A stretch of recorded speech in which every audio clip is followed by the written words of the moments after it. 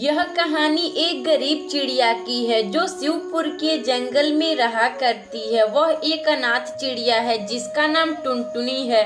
टुनटुनी चिड़िया के माता पिता का बहुत पहले एक सड़क दुर्घटना में मारे गए थे। मम्मी पापा, आप मुझे क्यों छोड़कर चले गए? काश मैं भी आपके साथ उस दुर्घटना में मर गई होती। घर में सारा राशन खत्म हो गया है। अब मैं करूँ तो क्या करूँ, मुझे कुछ समझ नहीं आ रहा।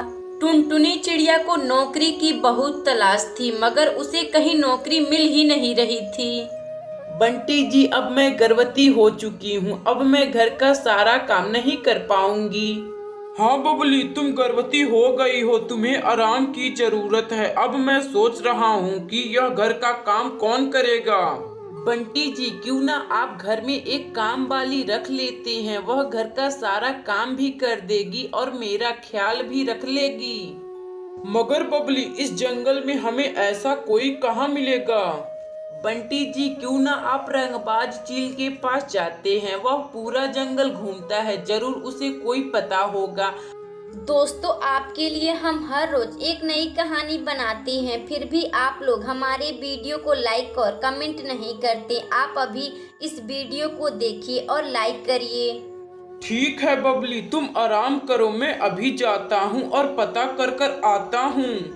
फिर इतना बात कहकर बंटी कबूतर उस रंगबाज चील के पास जाता है। रंगाबाज चील, मेरी पत्नी गर्भवती है, मुझे एक काम वाली चाहिए। तुम्हें ऐसा कोई पता है जो हमारे घर का साथ हमारी बीबी का भी ख्याल रख ले? हाँ बंटी, इस जंगल में एक टुनटुनी नाम की चिड़िया रहती है। उसके माता पिता इस दुनिया में नहीं है, उसे काम की बहुत जरूरत है। फिर अगली सुबह से टुनटुनी चिड़िया बंटी कबूतर के यहाँ काम वाली बनकर उसके घर का काम भी करती और साथ में उसकी पत्नी का ख्याल रखती। इसी तरह अब 1 महीने गुजर जाते हैं। एक दिन बबली कबूतरी का एक खूबसूरत सा लड़का पैदा होता है। टुनटुनी, तुम्हारा बहुत बहुत धन्यवाद जो तुम मेरी पत्नी का इतना ख्याल रखी हो। इसी वजह से हमारा बेटा बहुत स्वस्थ पैदा हुआ है। अब तुम कहीं मत जाओ चिड़िया, अब तुम हमारे यहाँ रोज आना और झाड़ू पोछा कर कर अपना गुजारा कर लेना। फिर बंटी कबूतर टुनटुनी चिड़िया को अपने घर में हमेशा के लिए काम वाली रख लेता है। इसी तरह 4 महीने गुजर जाते हैं। एक दिन टुनटुनी चिड़िया बंटी कबूतर के यहाँ काम कर रही थी, तभी अचानक बहुत जोर से बारिश शुरू हो जाती है, जिसमें टुनटुनी चिड़िया का घर टूट जाता है। जब बारिश खुली तो टुनटुनी चिड़िया अपने घर आती है तो देखती है कि उसका घर टूट गया है और जोर जोर से रोने लगती है। अब मैं क्या करूं, मेरा घर तो टूट गया है। तभी कुछ ही समय बाद टुनटुनी चिड़िया को कुछ पत्ते दिखाई देते हैं। क्यों ना मैं इन पत्तों का एक खूबसूरत सा घर बनाती हूँ। फिर क्या था, टुनटुनी चिड़िया उन पत्तों का एक खूबसूरत सा घर बनाती है और बंटी कबूतर के घर काम वाली का नौकरी कर कर खुशी खुशी रहने लगती है। अगर आपको यह कहानी अच्छी लगे तो वीडियो को लाइक करें और चैनल को सब्सक्राइब करें। हमें कमेंट बॉक्स में बताएं कि आपको यह कहानी कैसी लगी। हिमालय के जंगल में एक टुनटुनी चिड़िया अपने पिता बंटी कबूतर के साथ रहती थी। टुनटुनी चिड़िया देखने में काफी खूबसूरत थी, लेकिन दहेज के वजह से उससे कोई शादी करने के लिए तैयार नहीं हो रहा था।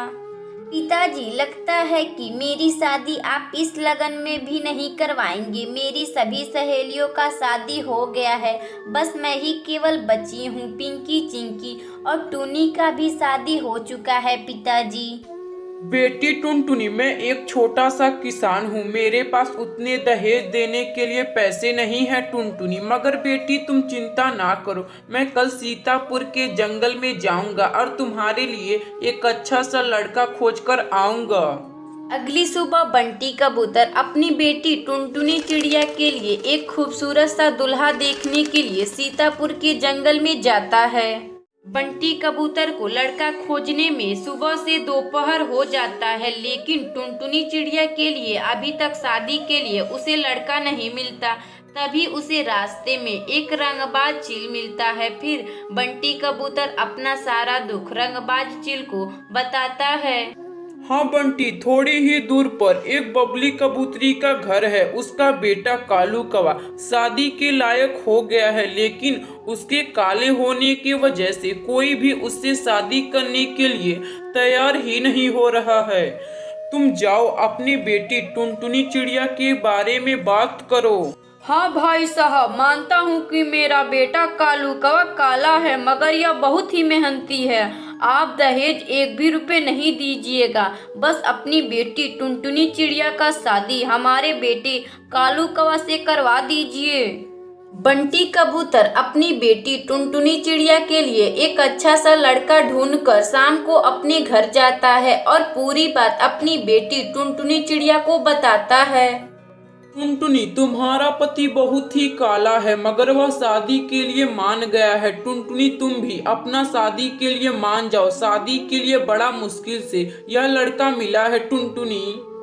ठीक है पिताजी, आप जो लड़का देखे होंगे वह अच्छा ही देखे होंगे, मैं उसी से शादी कर लूंगी। कुछ दिन बाद कालू कौवा और टुनटुनी चिड़िया का बहुत धूमधाम से शादी हो जाता है। टुनटुनी चिड़िया को विवाह कर कालू कौवा अपने घर ले जाता है।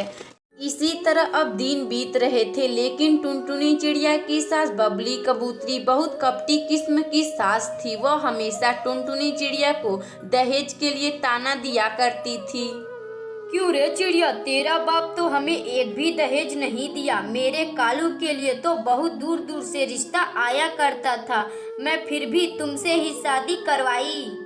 माँ जी, आप लोग शादी के पहले दहेज नहीं मांगे थे, तो क्यों अब आप लोग दहेज मांग रहे हैं? तभी वहाँ कालू कौवा आ जाता है और टुनटुनी चिड़िया से दहेज के बारे में बातें करने लगता है। टुनटुनी चिड़िया, मुझे भी फ्रिज और एसी चाहिए।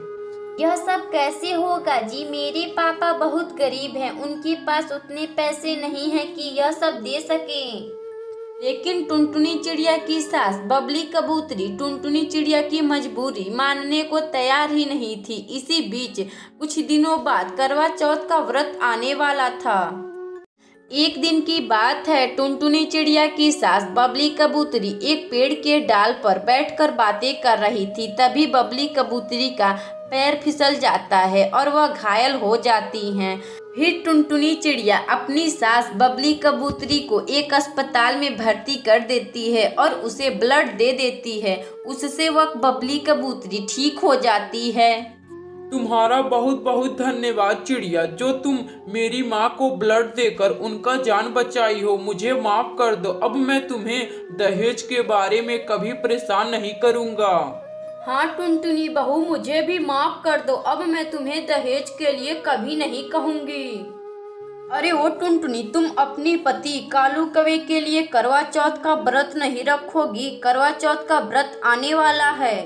कुछ दिनों के बाद करवा चौथ का दिन आ जाता है और टुनटुनी चिड़िया अपने पति कालू कौवे के लिए करवा चौथ का व्रत रख लेती है। टुनटुनी चिड़िया अपने परिवार का खूब अच्छे से ध्यान रखकर खुशी खुशी रहने लगती है। अगर आपको यह कहानी अच्छी लगे तो वीडियो को लाइक करें और चैनल को सब्सक्राइब करें और बेल आइकन को दबाना ना भूलें। हमें कमेंट बॉक्स में बताएं कि आपको यह कहानी कैसी लगी।